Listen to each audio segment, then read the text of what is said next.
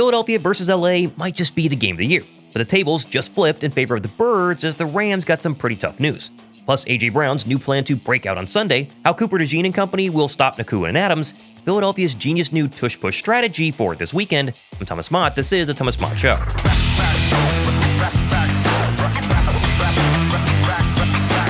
Philadelphia's rematch versus the Rams on Sunday is truly the Birds' first big test of the 2025 season.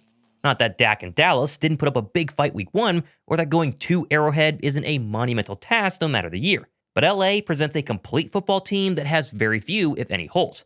Whereas KC, for example, was Mahomes and a bunch of misfits, LA has the coach, the quarterback, the rushing attack, and the defense to give Philadelphia all sorts of trouble. Although some brand new injury updates right before kickoff have definitely tilted the matchup in favor of the Birds. First though, week 3 deserves a brand new Jordan Spector art giveaway. This one is the immortal Davante Smith dagger trading card, more on that in a second, but to enter, drop a like down below, leave a comment predicting correctly who scores the first touchdown on Sunday. The first touchdown score, if you get it right, you're going to be officially entered in to win this bad boy if Philadelphia wins. And let me just say, this Jordan Spector dagger collector's card with Davante Smith on the front, it's got to be one of the most nicely packaged and beautiful trading cards I've seen. So again, if you want to win it, be one of the people to correctly predict the first touchdown score. And if the Eagles win, I'll randomly draw one of you guys during the live stream on Sunday afternoon. Now, of course, the injury latest. First off, let's go Philadelphia. Everybody appears to be ready to play, including Jalen Carter, Dallas Goedert, and maybe even backup quarterback Tanner McKee, with Will Shipley being the only one ruled out in Friday's final injury report. Meaning, yes, Dallas Goedert officially is back and will play, as expected. Now, Shipley did practice this week, and despite not getting the green light yet, he's likely going to be fully ready to go next week.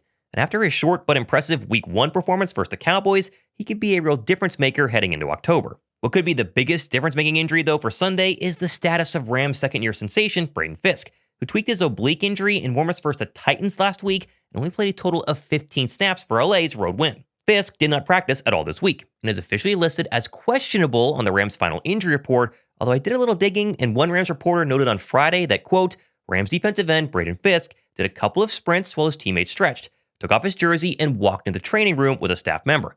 He's supposed to be doing limited practice today, which would include the individual drills his teammates are now running. And that right there tells me that Fiske is more than likely A, not going to play, or B, be severely limited and not be at 100%. A tough blow for the Rams, however you look at it, but honestly, we hate injuries. This is still really good news for the Birds. And by the way, Saquon Barkley, historically, the last 2 games versus the Rams has gone for 460 yards. But we forget that his 255 yards in LA was an Eagles regular season rushing record, and then followed up by his 205-yard rushing day in the playoffs was also an Eagles playoff rushing record.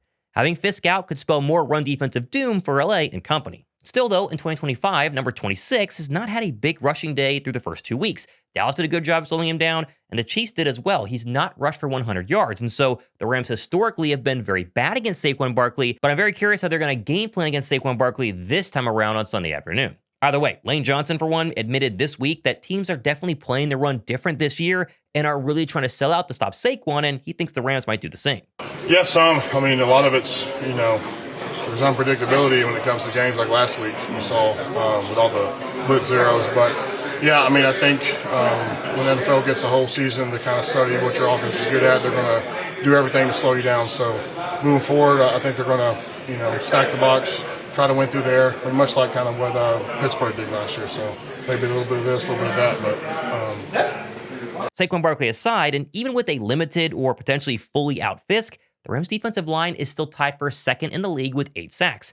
5 of those came 1 week ago on the road in Tennessee, as Byron Young and Jared Verse are going to present a very serious matchup for Lane and Mailata that has the 2 Birds starting tackles extra focused on their matchups this Sunday. Then you look at the defense, I think they're probably one of the best groups in the league. Definitely top 2 or 3. I just think, Verse, Byron Young, Fiske, those guys, they do a good job. They can win one-on-one matchups, and they do a good job of running really effective games and creating constant pressure. So, that's something we're going to have to pick up and address, but, that's what we're looking forward to. Great matchup. Those are great players, man. And both rookies last year rookies, second year players now. I think they're great players, great matchup, physical, smart players as well. So, definitely got to be on my P's and Q's this week and work on my technique. Because you sleep on them, make you look like a fool. Spurs and company sacked Jalen Hurts 7 times in the NFC divisional round battle less than a year ago, but we do forget that Hurts' knee was not 100% in that game. Plus, the snow was also a major factor.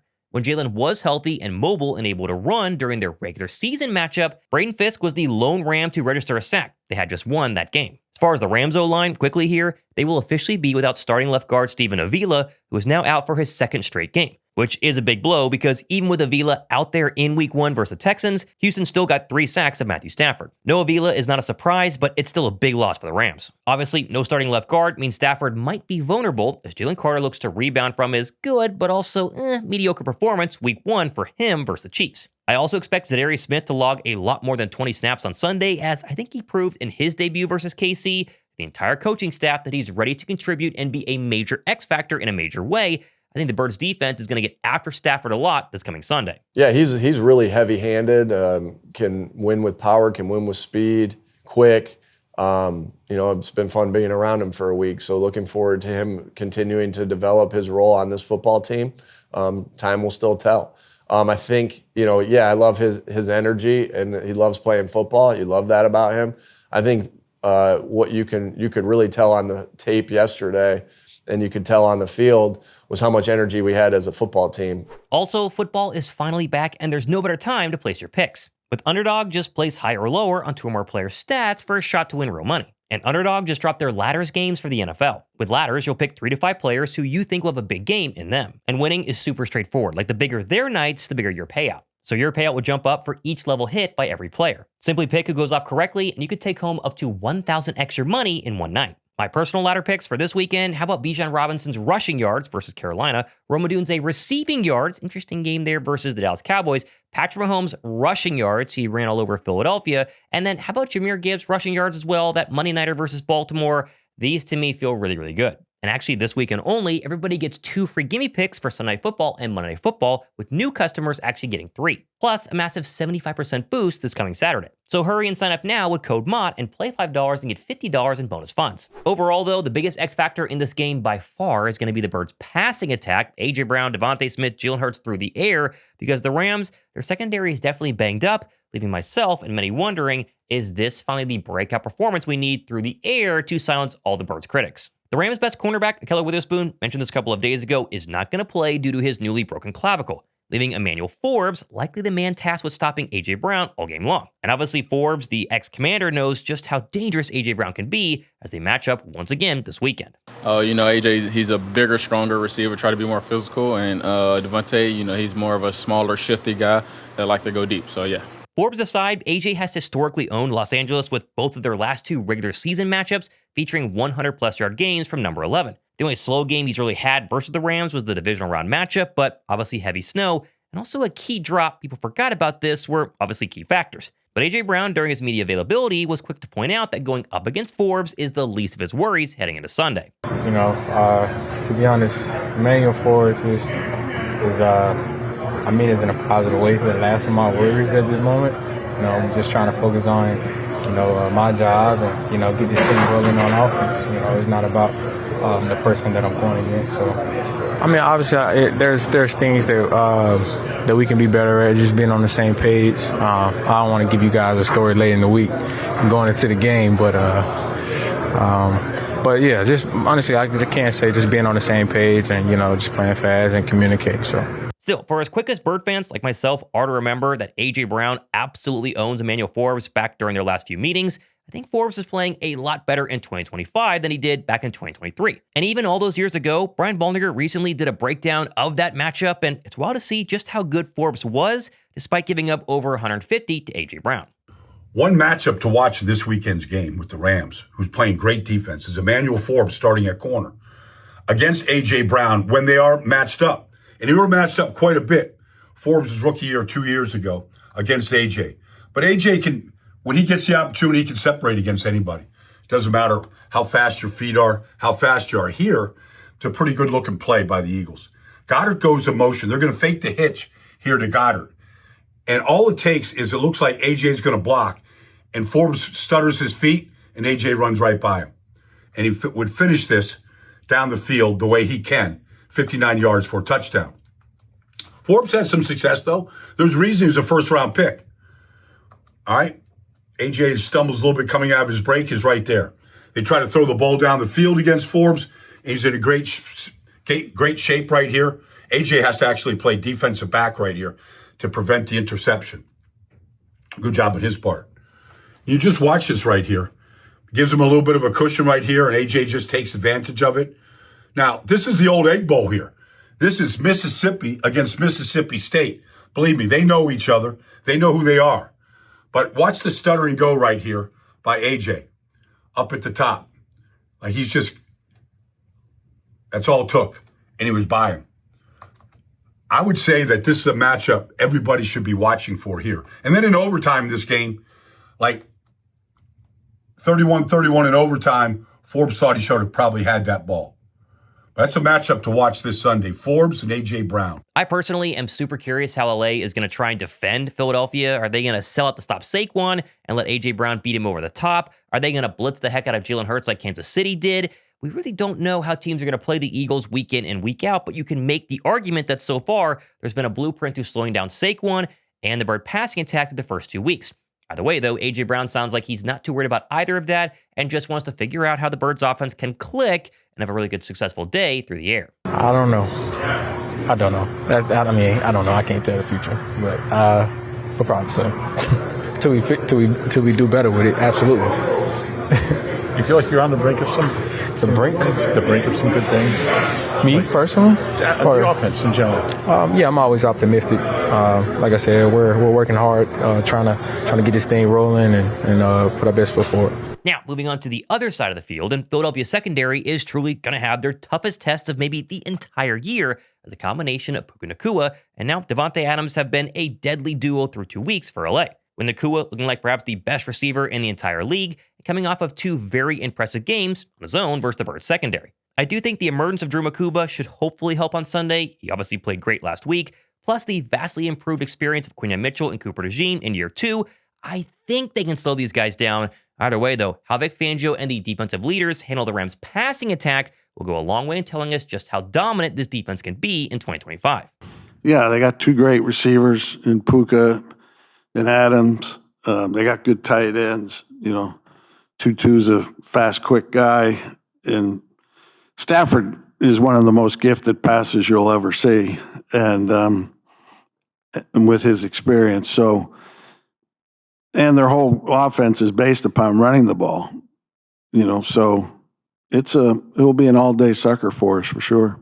Obviously, it's a challenge for us, but communication is going to be key for us this week. But we played them twice, last year, so I guess we can say we're familiar with them. But like I said, it's still going to be a challenge. Now, of course, injuries and offense and defense aside, the other main factor that we're all going to be watching, and really the greater NFL world as a whole, how will the referees go ahead and ref the brotherly shove? Because apparently the NFL has put extra emphasis on the tush push this week, as the NFL sent tape to all 32 teams a couple of days ago saying that Philadelphia should have been called for a false start on the brotherly shove in the fourth quarter versus the Chiefs, adding that now officials have been instructed to call plays tighter moving forward. That, paired with the fact that the NFL has sent Brian Rodgers and his officiating crew to Philadelphia for Sunday's game, it just so happens that Rodgers' crew has a disproportionately high 53% of overall penalties via false starts this year.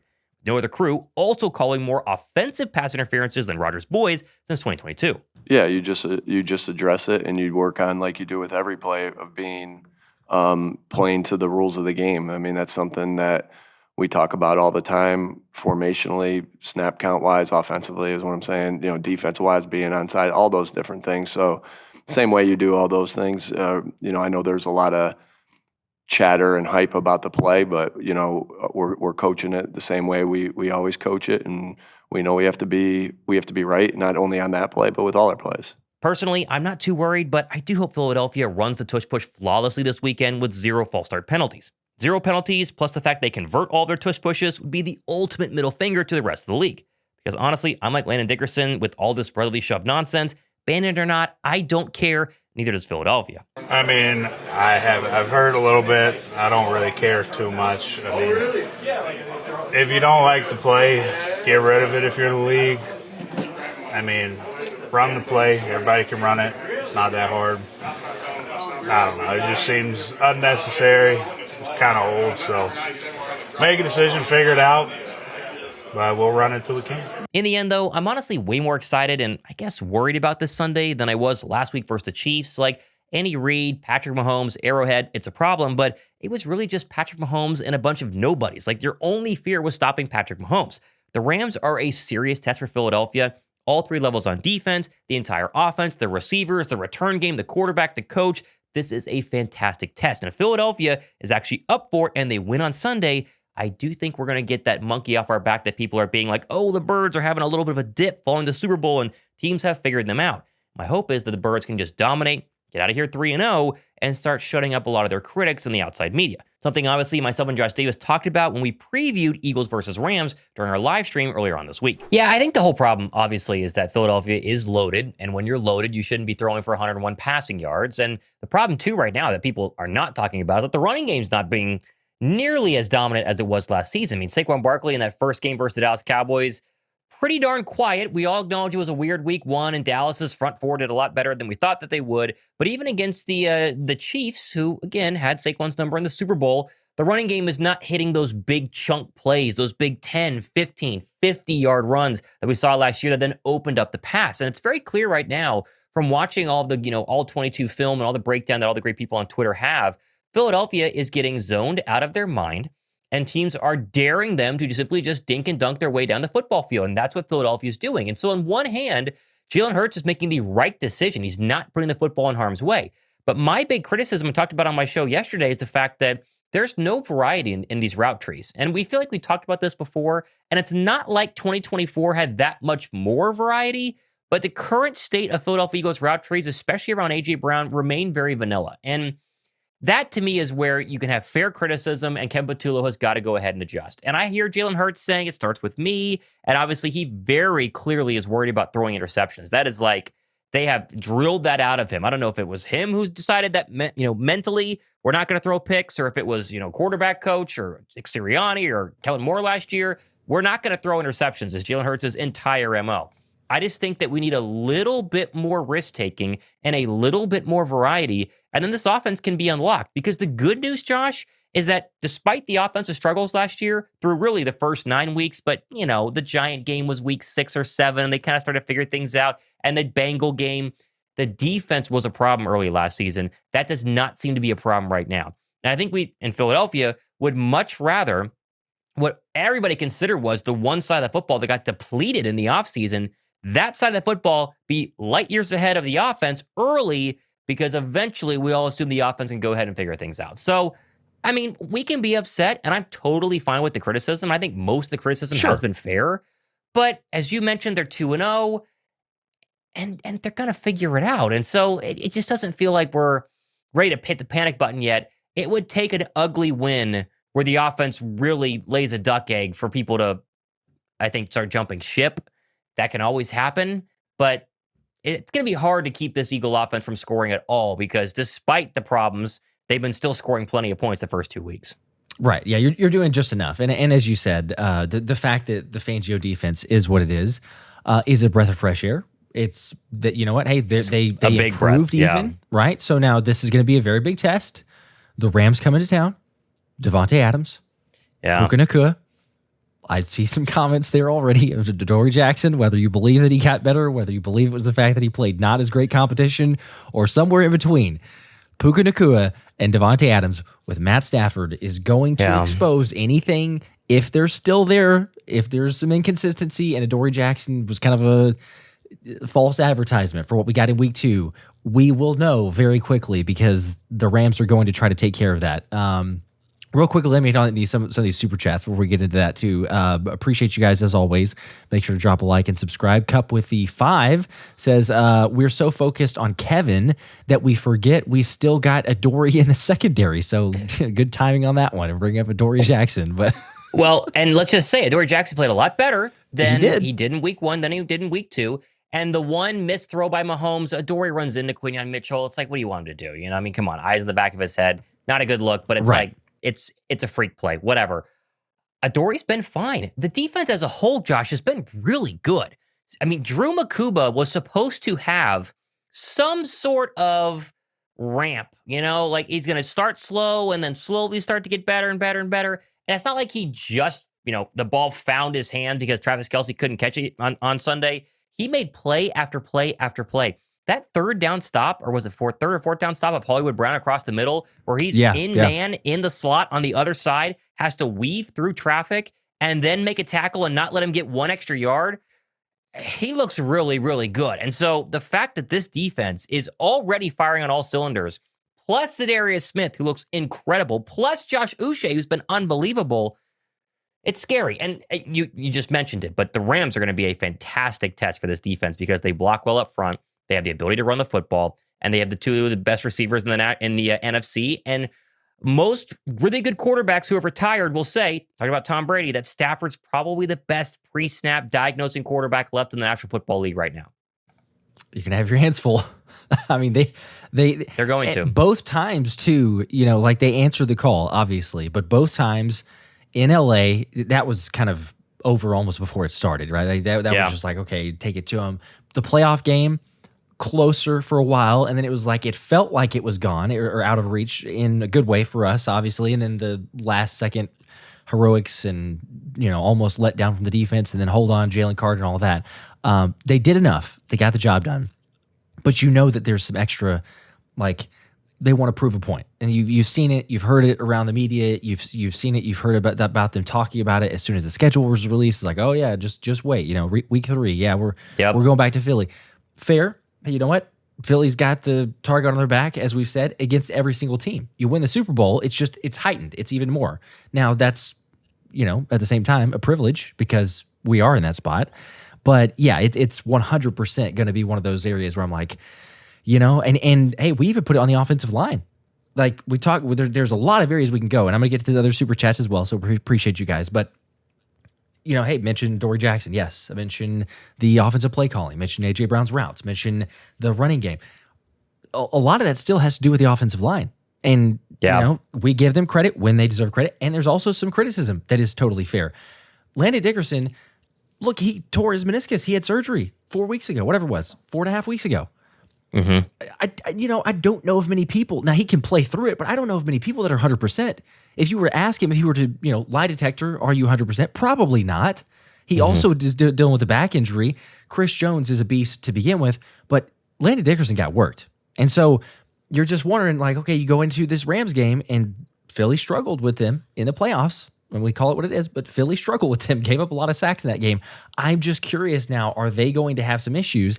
And with the run game, do the Rams say, no, we're gonna try to take this similar blueprint we've seen from teams? If there is a blueprint of sorts, obviously teams are still kind of figuring things out and running different, schemes and whatnot for each game, and try to make Jalen Hurts beat them? Or do they say, no, we're gonna stick with what we've done previously? And in that instance, then you would say, well, okay, so Saquon hopefully will have a better like over 100 yards, a 5.0 average per carry, because he's been very good against the Rams in the past. So I'm looking forward. There's tons of different areas that we can look at this matchup, but to me, I think it's extremely exciting what goes on with the trenches, and seeing how they've battled on both sides in LA the first time last year, and then obviously in Philly for the playoffs as well. Yeah, I do think that playoff game is hard to use as your not necessarily your fuel, but as your game plan for this one, right? Like, I think the Super Bowl is the same way. I think Philadelphia, you got to throw away a lot of the Super Bowl tape against the Chiefs, because this year's Chiefs is very different, and you knew they were going to mix things up. Hence why you saw Spags blitz the most since he's done for 2019, and Vic Fangio blitz the most that he's done in a long time. And that Rams game in the cold, in the snow, was a very strange game. Couple of odd fumbles. Jalen was hurt virtually the entire second half. He could barely move. That's another factor people forget about. So I don't know how much we can take from that game, and it makes me wonder what we're going to see on Sunday defensively from the Rams. Like you mentioned, do they sell out for Saquon? Didn't do a good job against Tony Pollard last week. He had like 95 yards rushing on 20 carries.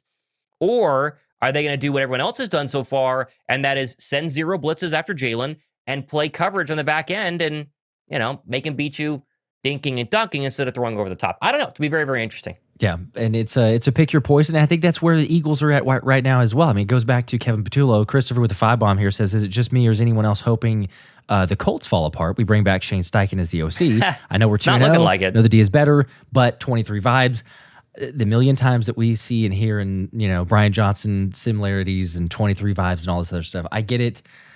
There is a part to this, though, I think, of Kevin Patullo even. You're getting teams that are trying new things. Like we've seen the zone coverage that you talk about. That's not, yes, the Eagles had some, but not to the extent that teams are doing it right now. So all things considered, you take away the fact that Kevin Patullo is a new offensive coordinator, there would already be adjusting. There'd all be like, whoa, this is not exactly the look we got before. Sure, because teams are trying to figure out how to stop the Eagles. Then you add in the other element to it, which obviously comes into play every single time you talk about it, but Kevin Patullo is a new offensive coordinator. He's trying to figure this thing out. So it would be probably a little bit more difficult, which is why, again, I'll say no one's wrong. And I know you're the same way. We were just talking about this, but no one's wrong to criticize and say with all the weapons that you have that you shouldn't be better. The Eagles should be totally better. Agree. They should absolutely be more efficient. Yes. As much as they have. But at the same time, it's not in a level of panic. It's not in a level of like, oh my gosh, doom and gloom. Wait for it. This is 23 and everything else. Because to me, the guys have been through this. There's a lot more of the leadership going on. We're not seeing the same things that we saw previously, because even if you go back to the very early stages of 23, man, Jalen Hurts was frustrated, like very frustrated, even on the wins, even on the way. You go back and watch those press conference clips and everything, very frustrated. Did not want to be there. It was maybe trying to prove too much. I don't know what it was, but the vibes are different with this team. So that's what I'm saying. Like, let's just give it a little bit of time. We're going to be all right. It may take a couple more weeks. They're getting the wins. And, not to get ahead of ourselves, but Anthony and I were talking about this on the live stream last night. It's like, if you could take care of business against LA, you could go to Tampa. I know that's going to be a difficult one. They got their own injuries and things they're dealing with, though. And you get that one. 4-0, you look at the rest, the schedule for the next 3 or 4 weeks after that. Denver's no slouch, obviously, but like, there's a way to kind of go through this thing and be like, man, it's very possible you get through the next couple games that you could be looking at a 7-1 start into the season, going into, I guess that'd be the Packers game, if I'm not mistaken. I'm looking at the schedule, but somewhere in that area. So not too bad, all things considered. The Rams are going to be a challenge. They're a good football team. That week 1 game, if we throw out Philadelphia's week 1 game, then you can't really make much of beating the Texans 14-9 because the Texan offense has been really bad. Right. But offensively, they didn't do a lot. I think the Texan defense is really good. They're just CJ Stroud is struggling mightily right now. But Davante Adams is not Davante Adams of prime of whenever he was at his best. And so you kind of get like a 4-catch 50-yard game, or you're going to get a 6-catch 120-yard game. And the first week was the first. And the second week was the latter, because this past week versus the Titans, not that good of a secondary, not that good of a team overall. He had his 100-yard game, and he had that touchdown, and so it's kind of hit or miss. Puka Nacua is the real problem, and that's when you got to wonder how Vic Fangio is going to go ahead and scheme him, because you remember Cooper Kupp in that very first matchup against Philadelphia in LA, that was sort of the coming out party against Cooper DeJean, where DeJean had his first kind of real bad game. I think it was before the Panther game, right? Because it was Thielen and Kupp, the two receivers who really worked Cooper DeJean. I think the Rams game was before the Carolina game. They were close, whatever it was.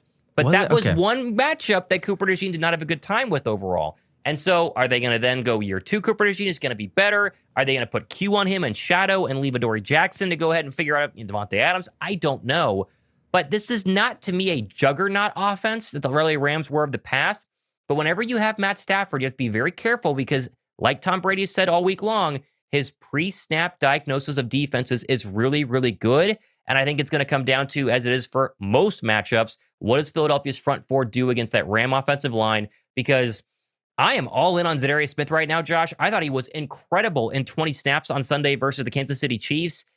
I think he bumped that up to 25 snaps. Him, Uche, I haven't seen Jalen Hunt really explode yet. He's gotten close, but this could be a real big coming out party for the Philadelphia defensive line, especially because Jalen Carter now has a game underneath his legs to hopefully get rid of the, tiredness or whatever you want to call it, conditioning problems, if you will. He had the shoulder injury briefly, so, he's I don't know if that's making him run slower, but sure. Getting in better shape, whatever the case may be. I was going to say, I was trying to pull up the stats, and I did not get to them because I've got some issues, I guess, here with I don't know, maybe the side. That's weird. We're able to stream, and I have no issues there. But other people in the chat also, I didn't remember Coop getting torched by Kupp. I thought that was a pretty good game against LA. Obviously, Thielen, he was like, that was his welcome to the NFL moment. I think he even admitted that. But I I wanted to say in LA, that was one where like people were posting like, oh man, Coop just shut down Cooper Kupp. I thought Cooper Kupp had a good game in that one. Let me look. By the way, it was before Carolina. So LA was week 12. Okay, yeah. Baltimore week 13. Carolina was 14. We're looking here. Okay, yeah. I thought Cooper Kupp had a really good game in that one.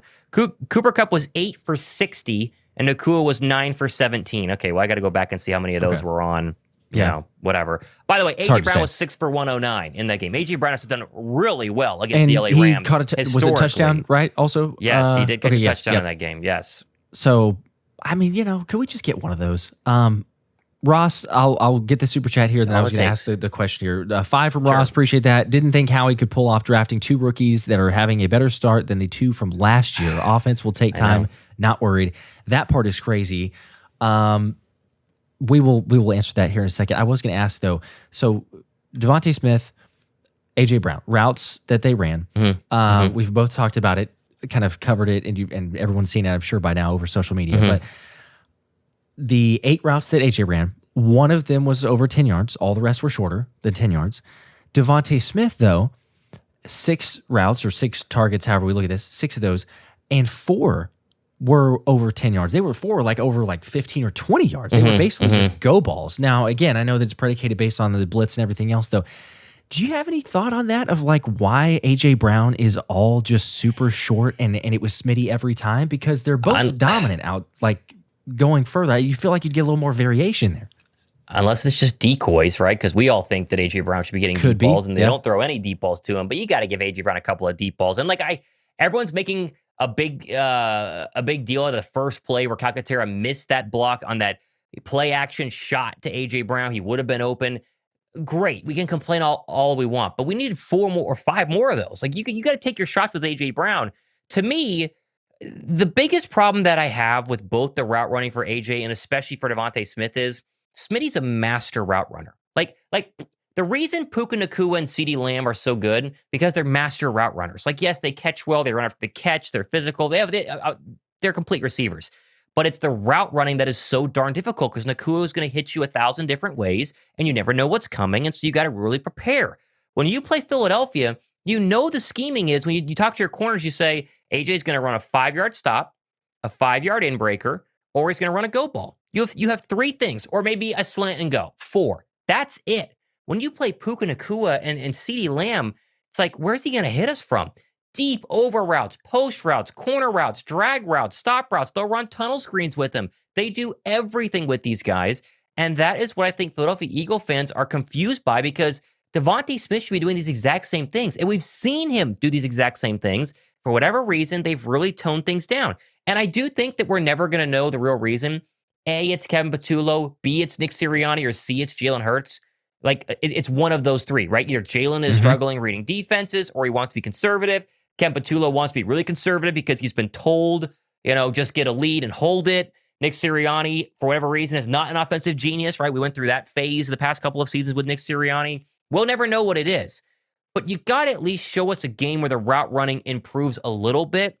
I'd almost rather see that and the offense really struggle just for me to go, okay, they tried it, it didn't work, and then they go back, versus doing the same thing over and over and over and over again and hoping that your defense can hold on and you squeak out a 3-point win at the end, right? So, yeah, I don't know. Completely. And that's the thing. I'm fine with criticizing. I'm totally fine. And by the way, A.J. Brown did not look happy in that post-game press conference versus the Chiefs.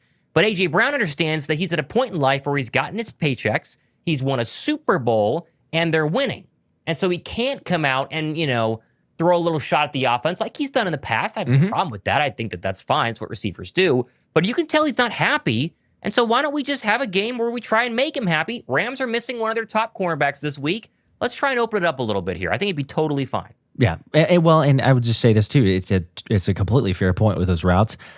The fact that teams have gone so heavy on zone coverage at this point. Yes. I mean, I know that it's basic. I know that there's elements of is this Sirianni's offense? Is this Kevin Patullo's? Is this back to 23, everything? I mean, 23 was, we basically don't care what the opposing defense is going to call. Right. We're just trying to look for wherever the one-on-one is, or as close as we can to a one-on-one, and just going to throw it that direction. It's just going to be just take a shot, right? Because we have good playmakers and we'll take our bets any day on just our guy beating your guy. That's what it was. Now, Kellen Moore changed some things. It took a little bit to get growing on that and kind of finally pick up the system and evolve into the DNA that they were going to have for last year, but they ended up picking that up and they ended up be fine. But I am just curious because if they're going to continue to have zone coverage or they're going to have, defenses run zone the rest of the year, I don't even know. I mean, route-wise, right? Like there's certain ones that, sure, it's better, it's more advantageous, but how many times is it like attack the middle of the field?